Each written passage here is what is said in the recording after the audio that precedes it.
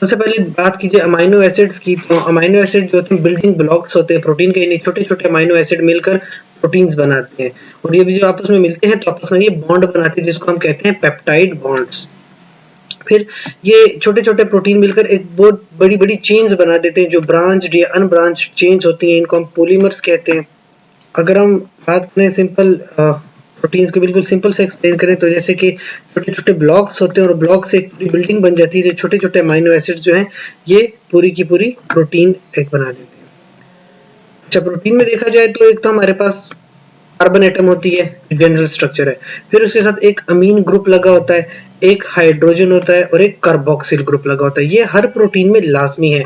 जो वेरिएबल होता है वो ये हमारे पास आर ग्रुप है या एक्स ग्रुप होता है जो वेरिएबल होता है। हर प्रोटीन में ये तीन स्ट्रक्चर सेम होंगे जबकि एक आर चेंज होता रहेगा और प्रोटीन जो अमाइनो एसिड है वो चेंज हो जाता है। तो एक होता है अल्फा अमाइनो एसिड, यानी कार्बन है उसके साथ एक ही अल्फा हो गई। फिर होते हैं बीटा अमाइनो एसिड, जैसे कि ये कार्बन और ये वाली, तो ये अल्फा हो गई, ये साथ में बीटा हो गई। फिर है उसके बाद गैमा, जैसे ये कार्बन आपके पास मेन है तो अल्फा बीटा और गैमा। अच्छा, अमाइनो एसिड दो तरह के होते हैं, एक होते हैं एसेंशियल अमाइनो एसिड्स, एक होते हैं non essential amino acids. Essential amino acids वो होते हैं जो हमारे बॉडी के अंदर पाए नहीं जाते जबकि वो हम फूड से लेते हैं। तो इसमें है lysine, tryptophan, threonine, valine, phenyl alanine, isoleucine, leucine और मिथियोनिन। ये वो सारे के सारे अमाइनो एसिड्स हैं जो हमारी बॉडी में नहीं पाए जाते बल्कि हमें फूड से मिलते हैं। फिर आते हैं नॉन एसेंशियल। नॉन एसेंशियल वो सारे के सारे हैं जो हमारी बॉडी में नेचुरली पाए जाते हैं, हमारी बॉडी में खुद से बनते हैं, जैसे alanine, asparagine, aspartic acid, cysteine, glutamic acid, glutamine. ये जितने भी सारे के सारे हैं ये हमारी बॉडी में खुद ब खुद बनते हैं।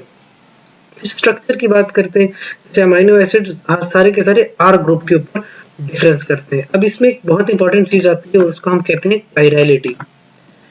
जैसे कि आपके पास कार्बन है जो बिल्कुल कायरल सेंटर है। कायरल ऐसा कार्बन होता है जिसके चारों के चारों ग्रुप्स एक दूसरे से डिफरेंट होते हैं, ऐसा सेंटर हमारे पास होता है कायरल सेंटर, ठीक है। फिर मोस्ट अल्फा अमाइनो एसिड्स जो होते हैं वो हमेशा कायरल होते हैं।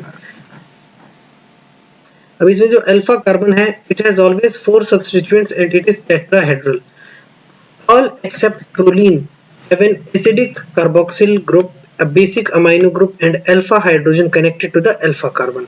तो ये आप देखो ये कार्बन एक ग्रुप यहाँ पे अलग है, ये हाइड्रोजन यहाँ पे अलग, आर नीचे अलग होता है और ये पूरा का पूरा ग्रुप अलग है, तो ये आपके पास होगी अल्फा कार्बन। फिर स्पेसिफिकली अगर आर की जगह आप हाइड्रोजन लगा देते हो तो आपके पास पहला अमाइनो एसिड बनता है जिसको हम कहते हैं ग्लाइसिन। इस तरह आप यहाँ पे CH3 कर दो तो वो बन जाएगा एलानिन। तो जैसे जैसे आर चेंज करते रहोगे अमाइनो एसिड चेंज होता है। क्लासिफिकेशन की बात करें तो amino acids, common amino acids can be placed in 5 basic groups। वो 5 basic group है, पहला तो non polar aliphatic, फिर aromatic, फिर polar uncharged, फिर positively charged और फिर negatively charged। ये 5 ग्रुप्स हैं जिनमें हम अमाइनो एसिड्स को क्लासिफाई कर सकते हैं। अच्छा, ज्विटराइन क्या होता है, जैसे आपके पास ये कार्बन है तो ये एक नॉर्मल हमारे पास यहाँ पे स्ट्रक्चर है। अब इसमें से क्या होता है कि यहाँ से एक हाइड्रोजन ये नाइट्रोजन का लोन पेयर गेन कर लेता है तो ये NH3 पॉजिटिव हो जाता है जबकि यहाँ पे नेगेटिव।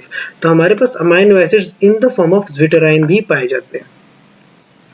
आइसोइलेक्ट्रिक पॉइंट या आइसोइलेक्ट्रिक एक ऐसी pH होती है जहाँ पे the molecule carries no electrical charge और नेगेटिव और पॉजिटिव चार्जेस आर इक्वल। जैसे कि ज्विटराइन में नेगेटिव भी एक है और पॉजिटिव भी एक है, ऐसे पॉइंट को हम कहते हैं आइसोइलेक्ट्रिक पॉइंट। उसके बाद है peptides and peptide bond. Peptides are small condensation products of amino acid, यानी जब दो अमाइनो एसिड आपस में मिलते हैं तो एक के पास होता है OH जो कि कार्बोक्सिल ग्रुप का है और दूसरा अमीन ग्रुप का हाइड्रोजन। ये आपस में मिलकर वाटर का मॉलिक्यूल बना देते हैं और कार्बन और नाइट्रोजन में यहाँ पे बॉन्ड बन जाता है। इस बॉन्ड को हम कहते हैं पेप्टाइड बॉन्ड और इस बॉन्ड के थ्रू दो डिफरेंट अमाइनो एसिड्स आपस में मिल जाते हैं। तो इस तरह से एक लंबी पॉलीपेप्टाइड चेन बन जाती है।